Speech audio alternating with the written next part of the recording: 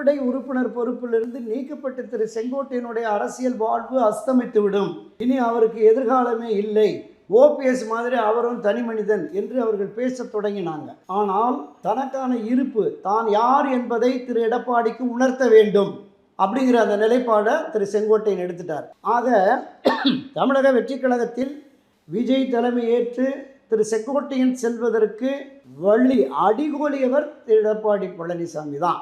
ஒரு அண்ணா திராவிட முன்னேற்ற கழகத்தினுடைய வரலாற்றில் ஒரு மறக்க முடியாத மிக பெரும் ஆளுமையாக இருந்த ஒருவரை இன்னொரு இடத்திற்கு தள்ளிவிட்ட பாவம் திரு எடப்பாடியை சேரும். புரட்சி தலைவர் எம்ஜிஆர், செல்வி ஜெயலலிதா, இந்த இருவருடைய ஆன்மா திரு எடப்பாடியை மன்னிக்காது என்பதுதான் நான் சந்தித்த இப்போ கடந்த இந்த 2 நாட்களாக பேசிய அண்ணா திராவிட முன்னேற்ற கழகத்தினுடைய அடிமட்ட தொண்டர்கள் நிர்வாகிகளுடைய உணர்வாக இருக்கிறது. இனி அதிமுகவின் எதிர்காலம் திரு எடப்பாடி பழனிசாமி தலைமையில் 2026 ஒரு பெரும் தோல்வியை சந்திக்குமே என்றால் அதனுடைய எதிர்காலம் இன்னும் கேள்விக்குறியாகிவிடும் என்பதுதான் இன்றைய கள யதார்த்தம்.